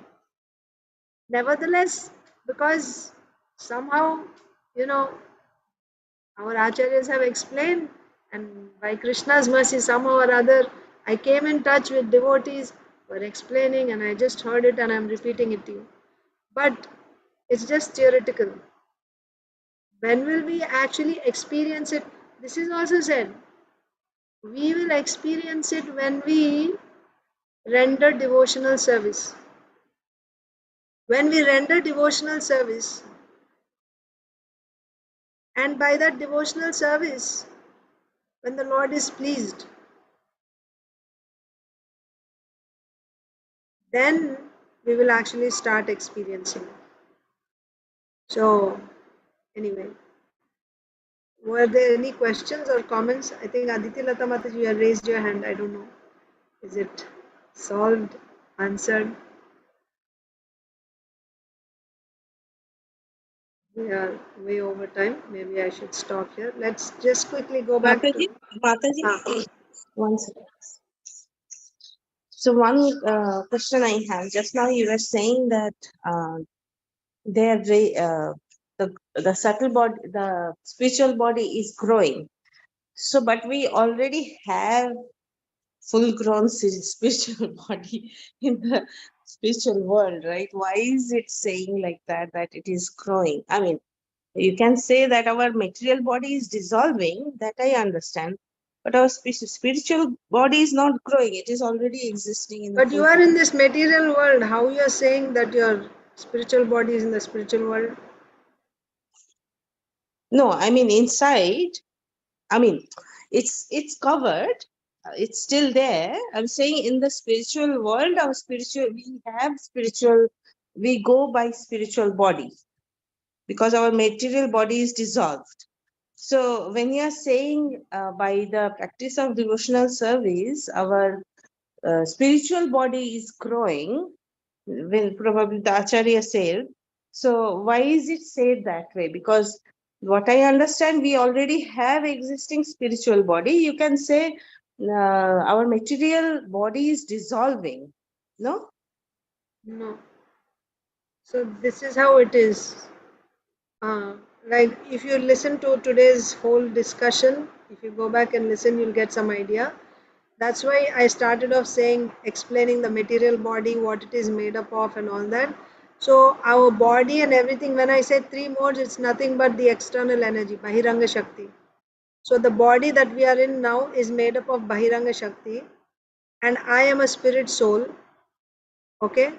Spirit soul is Tatastha Shakti. Tatastha Shakti means it can either be under the Bahiranga Shakti or it can be under the Antaranga Shakti. Bahiranga Shakti means material energy, or external energy. Antaranga Shakti means internal energy or Swarupa Shakti. I am in between. The spirit soul is Tatastha Shakti. And what is the size of the spirit soul? 1/10,000th part of the tip of the hair. It's a small particle, but it has Chetana, it has consciousness. Like we were reading in Bhagavad Gita introduction yesterday. What is the difference between Jiva and the material nature? Jiva is conscious, material nature is not conscious. That's the difference. Therefore, because it is conscious, it is superior to material nature. Okay. Now, Antaranga Shakti is the Lord's internal energy. It is the Lord's internal energy means it is part of Him. You see, the Lord has a transcendental body within His body, is inside of Him. That is called internal energy. Outside of Him is called external energy.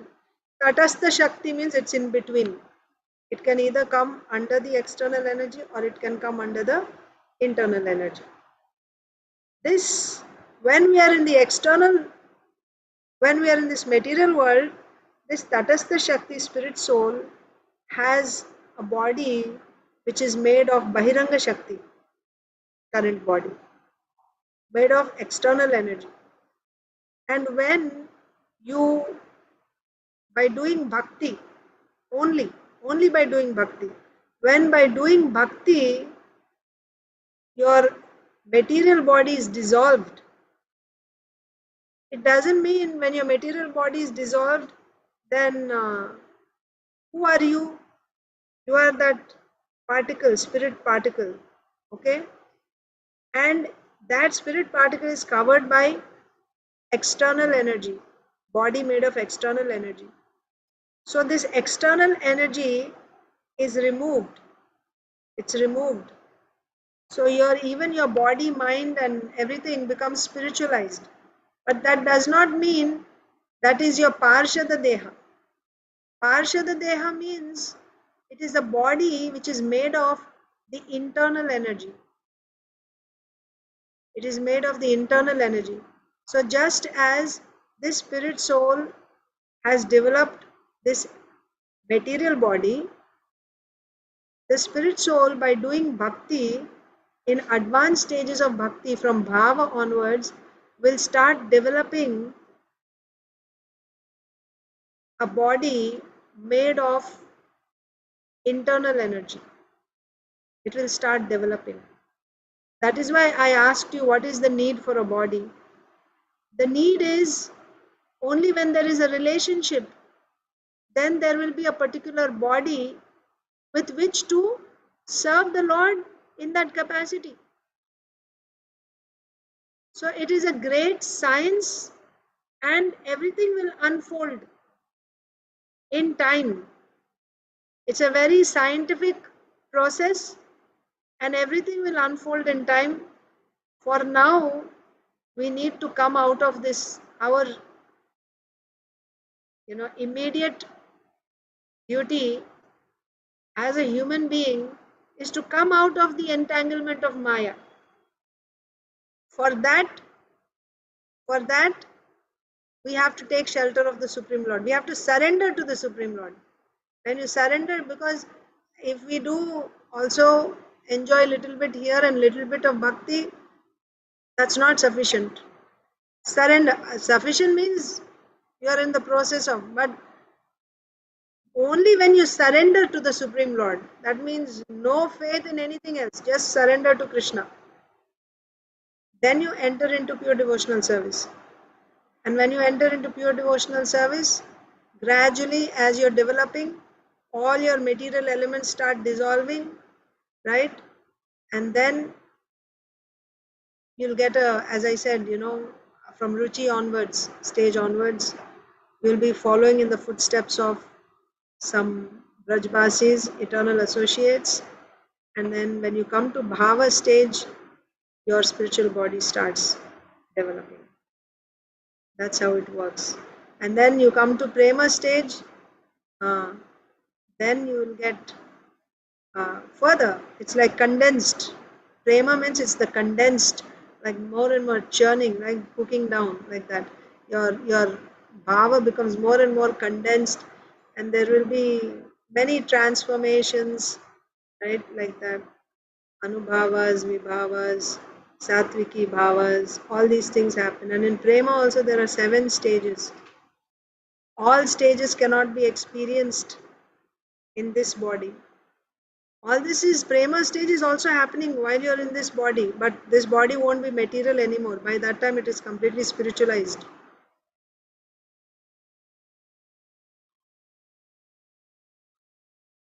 But still you shed this body. That's how we put the acharyas in samadhi. You leave this body behind. But your parshada deha is already formed. So how is your parshada deha forming? In proportion to your bhakti. It's growing in proportion to your prema to Krishna. In that proportion your body is developing. When it is fully developed, then this body, this external body, is not able to contain the ecstasies. They cannot be, this body cannot contain. That's when, you know, you get Bhagavat Sakshatkara, you get darshan of the Lord, and then after that the ecstasies cannot be contained in this body. So the devotee quits this body and then enters into the spiritual world, and there he experiences the higher stages of prema further, like that. So that's how it works. Mataji, then why does in the lectures and all they always say that we already have our existing eternal body in the spiritual world, but now here because we have fallen down, it is covered by material energy, and therefore we have material body. And remember in Prabhupada's lecture also we hear about this Sahajiya who was acting like a peacock, that I am peacock in my spiritual world. So that is what it was explained always, that we have our eternal body already, but it is covered by material body, and therefore we have to act just as a das to Krishna, and later on it will be revealed, it is said. Same thing I also said, later on means later stages of bhakti. Yes, it will be revealed, but it never says that it will grow. That's what I'm trying to understand. I heard from Srila Prabhupada's lecture, Srila Prabhupada says, there is a process how you get that body. That's all. He doesn't give the details. How you get the spiritual body. They were also asking this question, how the body is formed and all that. So Srila Prabhupada said there's a process how you get the spiritual body there. Okay. How you get that body, Srila Prabhupada says. But see, the thing is, Mataji, when, small children, when they ask you some questions which they cannot understand unless they are adults, but still you want to give them some answer so that they don't feel, one thing you can do is just say, don't ask such questions, and you can just shut them off. That's one way. The other way is try to give them some explanation so that they feel satisfied, but you're saying a simplified version of something just to satisfy them, but when they grow up they will understand the details when they become adults. It's like that. The thing is, again and again, the point that our acharyas say again and again, and Srila Prabhupada in his purports says, is that we are in the conditioned state. Our minds are now, covered by the modes. With this mind, we cannot understand the details of the higher stages of spiritual life. It's not possible for us to comprehend. It is not possible to understand by our intellect. You will not be able to understand everything by your intellect. So, but the minds, Srila Prabhupada is talking to all these even devotees. At that time, scientists were very popular. right? Everything is becoming technological, and scientists, they were seen as gods. So then they have so many questions about this and that, but they don't have, really think about it, they don't have the qualification to understand these things, because only when you are purified will this knowledge be revealed. And for us also, now after all these years, when we hear something from the Acharya's books and Sandarbhas, oh, it's like this, like that, little bit, we are trying to, that also totally, theoretically, we are trying to understand. We are trying to even understand something little bit. So we can understand one thing is it's not possible to explain everything in the initial stages, right? The details. That's one point. But that's why he didn't entertain. If you see, Srila Prabhupada didn't entertain talking about the spiritual world and, things there happening there, not so much. It was always, all the time, you will see majority of the time it is about, you are in Maya, come out of this Maya, right? Chant Hare Krishna, don't waste your time. Work now, Samadhi later. That was Srila Prabhupada's mood. Now we are reading all these, right? Like our gurus, right? They have translated, uh, our superiors, they have translated the Sandarbhas of the Goswamis into English, and even devotees are studying directly. Gopi Paranadhana Prabhu had his school in Vrindavan, where they were teaching Tattva Sandarbha, Bhakti Sandarbha. So the books of the Goswamis, Jiva Goswami, Vishwanath Chakravarti Thakur, we have so many now, so many. In English, they're available. You go to Mayapur's bookshop, so many are there now. So now devotees are reading. Right now we understand, oh, this, that. Understand means we just get a glimpse. So, but back then in the 60s and 70s, brand new, how much can be said? So that's possible. That's possible.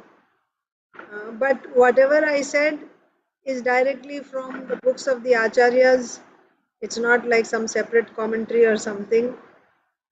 Whatever I studied in classes, whatever I studied, whatever they have translated, that's what I'm telling you.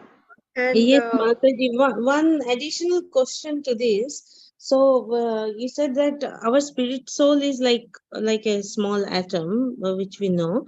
Yeah. So when they are in the midpoint of both, so it's simultaneously it is happening. You are saying that my material body is also getting dissolved.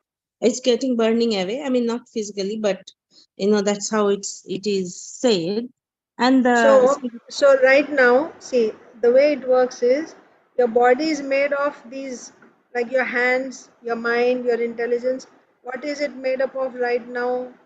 It's made of material elements. yes. It's made of material elements. Your mind is also material.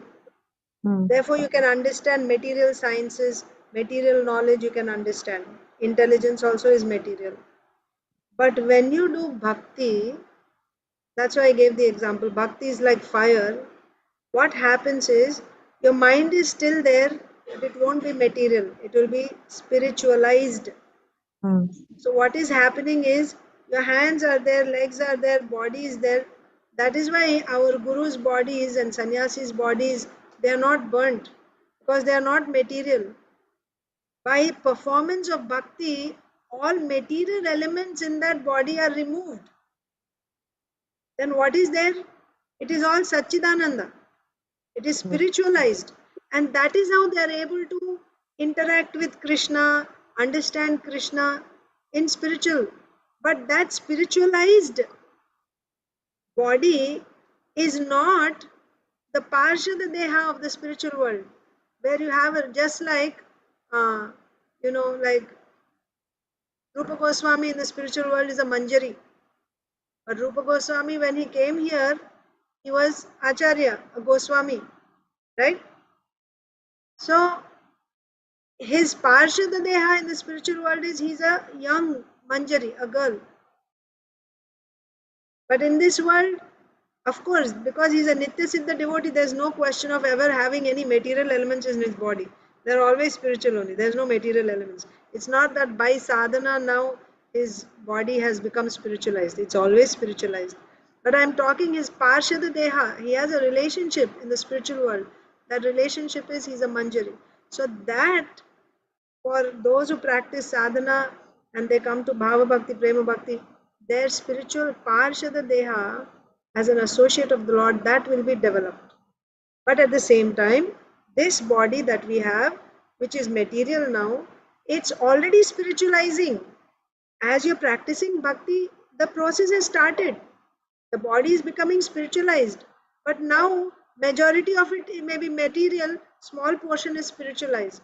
But as you keep tivrena bhakti yogena, you do intense devotional service, then it will become more and more spiritualized until there won't be any material element left. It will be completely spiritualized. You understand? So then when the body is completely spiritualized, then, but that's not, there's no more material. You're not contaminated. You have transcended the material modes at that time. You have transcended the material modes. But still you leave the body here. You leave the body here. Now you can ask a question, why we leave the body behind if it is Dhruva spiritualized? Maharaj. Okay, so this is also explained by Srila Jiva Goswami. This is to hide the glories of bhakti. See, by doing bhakti, your body becomes spiritualized. Then how a spiritualized body can get cancer, or how a spiritualized body can become old, right? We see our acharyas, sometimes they have old bodies. So how, if it is spiritualized, why the body is becoming old? Becoming old and all this is a sign of material transformation, 6 transformations of the body, right? Then why spiritualized body is becoming old? The devotee, you see, same with when they have these siddhis, right? Yoginam api sarvesham madgatena antaratmana shraddhavan bhajate yomam samay yukta tamo matah. Of all yogis, the topmost is a devotee. That means the devotee should have all the siddhis that the yogis have, isn't it? If he is the best yogi, he should have all the siddhis. How many devotees do you see actually exhibiting or using their siddhis? They don't care, because devotees are completely surrendered to Krishna. Anya abhilashita shunyam. They don't have any other abhilasha, save and except pleasing Krishna. Their only desire is to serve Krishna for his pleasure. And for that, they can play any role to please Krishna. Like Bhishma Dev can become, he can fight on the enemy side, on the side of adharma, simply to serve Krishna for his mission. Arjun can become bewildered. Why? They agree to fulfill Krishna's mission because they are pure devotees. Whatever pleases Krishna, they are willing to do that. They can even become an enemy of Krishna if that pleases, like Jai Vijay become. If that pleases Krishna, this is their position. So, the people who are not devotees, if they see, because this is actually a fact. Now, in this world, let's say somebody is sick, then you have to go to the doctor, get medicine, then you'll become cured. This is karma. Or someone wants liberation, he does Nishkama Karma Yoga, then he does, follows the Jnana path, or maybe he does some Ashtanga Yoga and he gets liberation. That's Jnana path. And then Bhakti people do. Bhakti also they can do for liberation, whatever. But if somebody does Ananya Bhakti, all other results he gets without doing them separately. This is a fact. You don't have to cook anything. You don't have to work and pay your bills. You don't have to do any other processes of Jnana or Ashtanga Yoga, and you get the results of all other things. Now, if Bhakti shows this, Bhakti Maharani, if she shows this, like anyone who's doing Bhakti, he'll never fall sick. He will never get old, right? He won't feel hungry ever again. So many things like that. What will ordinary people do? They won't use Bhakti. They will not take shelter of Bhakti to please Krishna because they are still material minded, they are interested in material results, they will do bhakti to get material results, not to please Krishna. Misusing bhakti. They will stop working. Children will stop going to school, adults will stop working, no Brahmana, Kshatriya, Vaishya, nobody will grow food, nobody will do any work because they'll say, oh, everything will come if I simply do bhakti. But so is it a problem if everyone does that? There's no problem. It's very good. And it's a reality. If everyone actually sits and chants Hare Krishna, then that bhakti will provide food and rain and everything will come without anyone tilling the soil or anything. All our needs will be fulfilled. But the fact is, we won't do that. Everyone won't do that. But they will make an That's an excuse. offense. No, that's an offense. Exactly. It's Yeah. an offense. They will try to get away from work, right? Saying that, oh, I'll do bhakti. We will see sometimes in our children also that, unfortunately, children in the devotee families, like because they know the philosophy, but then they won't become serious about their duties. I was watching one Prabhupada's, what do you call it, shorts today. One lady, reporter was asking, do you like to work? And then Srila Prabhupada was like, huh? And one of the devotees said, Prabhupada, she's asking, do you like to work?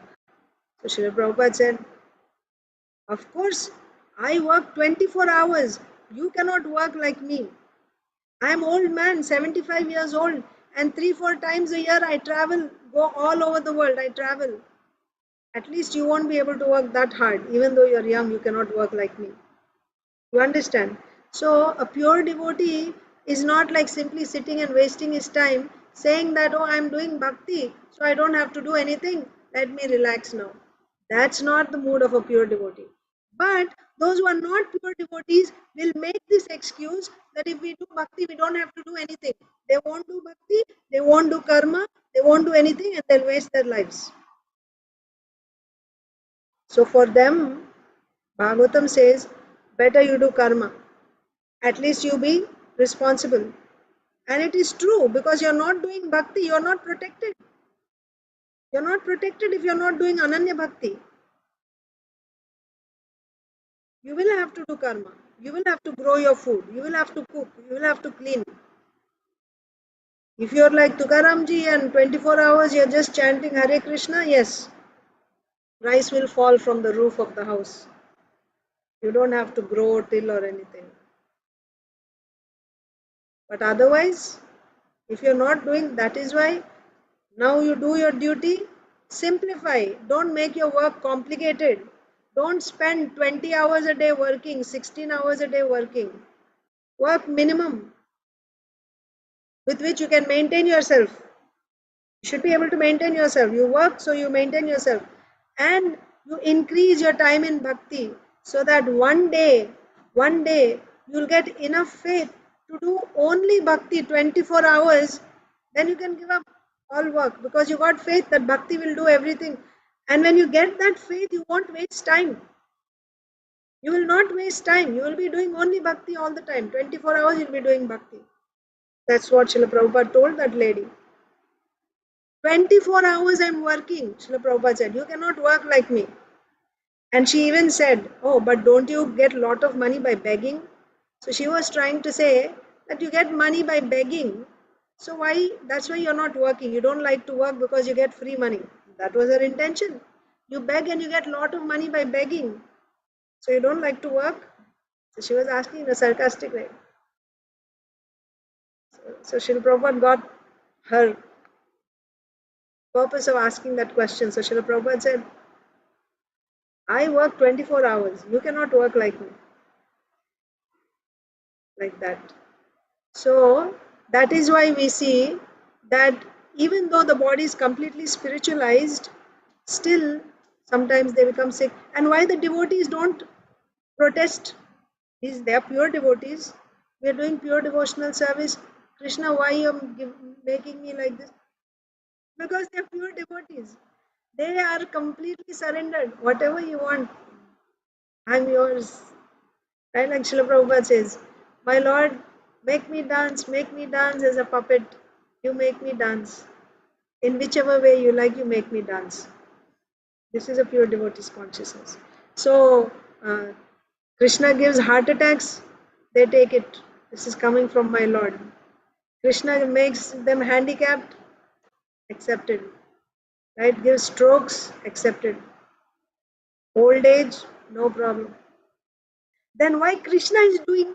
You may get that question. Why Krishna is doing that? Or let's say not Krishna, Bhakti Devi. Because Bhakti Devi is hiding her glories from those people who will try to cheat. Use bhakti. This is an insult, an offense. Using bhakti for cheap things. Bhakti is not meant, it's like you pay, you have a diamond, like a Kohinoor diamond or something, right? Most valuable diamond. And then you get that diamond and you go to the market and say, give me 500 grams of tomatoes for this diamond.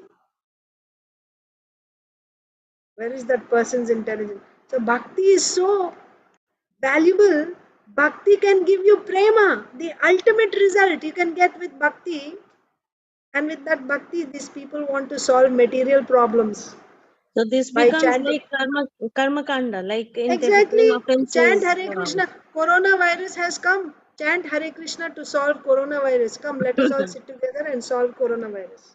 Yeah, Oh, like, or like eighth I mean, offense, eighth offense in the 10 offenses. yes. To consider the chanting of Hare Krishna as auspicious, And then ritualistic and activities. when we commit such offenses, it's like अपने पैर पे कुल्हाड़ी मारना, right? Yeah. we are we are spoiling our future by committing offenses. At least if we don't have offenses, when we come in touch with devotees, we will take to it and we'll start progressing. So Bhakti Maharani, out of her kindness, is saving us from committing offenses by hiding her glories. So then those who are materialistic people, like you all must be seeing when you preach to people, right? They say, you are also working, we are also working. You are also becoming old, we are also becoming old. What's the big deal? Why we have to waste our time doing that? You are dying, we are dying. Let us enjoy our life now. So they are filtered out. Those type of people are filtered out because Bhakti Devi is hiding her glories. That's the reason why. And devotees don't mind, they accept. So they also have no problem. They surrender. And Bhakti Devi also is. So ultimately, the goal of Bhakti Devi and whatever Bhakti little bit that the pure devotees have, that is by Bhakti Maharani's mercy only. She is investing her energy in the hearts of the devotees. So the goal is what? Krishna's pleasure, glorification of Krishna. So they go to any extent to glorify Krishna. That's the thing. Nilambari Mataji. Hare Krishna Mataji, can you please explain once again how Bhakti Devi hiding her Her glory? glory. Okay, in simple words, I'll tell you. So, when one does bhakti, he does not have to do anything else. Bhakti is capable of giving the result of all other sadhanas. Bhakti can give you the result of karma. For example, uh, you have to pay your bills for your apartment. For that, you go to work and you earn money and you pay. Otherwise, no house, no electricity. You need to work. That's called karma. But if you do bhakti, and bhakti, please, bhakti means ananya bhakti. If you do bhakti, then you don't have to work, you don't have to pay bills, and you're taken care of. You live nicely, peacefully. How, Mataji, if you ask, you look at the devotees living in the temple, they are not working outside. They don't need to work outside. They are not working outside. They are simply doing serving Krishna, arti, cooking, growing vegetables for Krishna, cleaning the temple, chanting Hare Krishna, distributing Krishna's books. They are taken care of. They are taken care of. You may say the temple is taking care of them or the donors are taking. No, Bhakti is providing everything. You don't have to work. You will get everything you need. That is in terms of karma. Similarly, liberation also. Those who do, Nishkama Karma Yoga and the Jnanis, right? All the different things that they do, no need. You'll get liberation simply if you do bhakti. And what to speak of ultimately prema. So the point is, bhakti can give the results of all other processes, and bhakti gives you the highest result. This is the glory of bhakti. Then, why do we see pure devotees also sometimes falling sick? They should not fall sick. If they're doing bhakti, they shouldn't fall sick. Because falling sick means what? Karmic reaction, isn't it? What does it mean? We read that in Nectar of Devotion. You get some chronic disease or something. What is that? It is the result of your past karma. What type of karma do pure devotees have at that stage of advanced stage of bhakti? That they are getting diseases and they're getting strokes and they are, becoming old, handicapped. How? How do we understand this? Bhakti is hiding her glories. They don't have to go through all these things. When they are pure devotees, they don't have to go, and there is no karma to give them that. But still, they are getting. Why? Bhakti Devi is giving. Why she is giving? To hide the glory of bhakti from ordinary people. Because if ordinary people see that by chanting Hare Krishna, now they don't have to work, they don't have to do anything, they don't become old, they don't fall sick, they will also say, we will also chant Hare Krishna so we won't fall sick. But their goal is not to please Krishna. Like Mataji said, karma kanda type. Right? They'll chant Hare Krishna. So they'll say, oh, I don't feel like cooking today. I'll say, Hare Krishna, Krishna Krishna, Hare Hare, Hare Ram, Ram Ram, Hare. Oh, rice dal sabji is ready. Okay, I'll just go and eat. Like that, they will want to use bhakti. Oh, my son got fever. Hare Krishna, Krishna Krishna, Hare Hare, Hare Ram, Ram Ram. Oh, his fever is gone. So they will use bhakti for all types of things, and nobody will do any work in this world. No karma, no brahmana, no kshatriya, nobody. Because we'll chant and we'll get everything what we want. But they are not chanting for the highest result, which is to develop love of Godhead. Yeah. Misusing. You got the point now? Yes. Yeah. Thank you, Mataji. I will end here. It's already quite late. We went to, but I took this liberty because it's your Sunday morning. I thought it's okay. We can go a little longer. Hare Thank Krishna. you so much, Mataji. Thank you, Hare Mataji. Krishna. Thank you so much. Yeah, thank you, Hare Krishna. Mataji.